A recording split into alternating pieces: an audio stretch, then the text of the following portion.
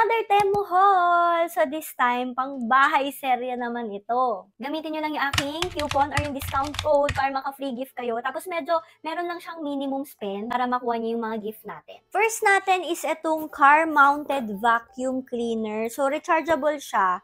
Ayan, ang handy niya, parang medyo siya, uniform siya sa suot natin ngayon. Sabi niya, ito, meron siyang ganito, tapos meron tayo nito, pang brush ng mga alikabok, ng mga balahibo, ganyan, tapos ito pa.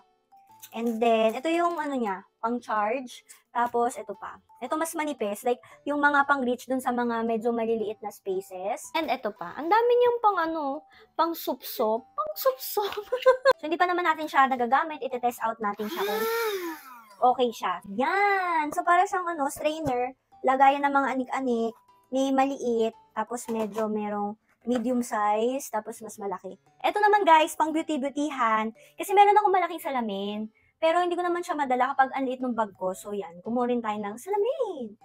Pwede siyang ma-stand. O, diba? Ang toroy. This is the star of the show. Siya, dish rack siya. So, i-set up natin siya. Ito na siya, guys. Nabuo ko na. Madali lang naman siyang buo eh. Okay lang din naman yung mga screw-screw. Madali lang siyang ilagay.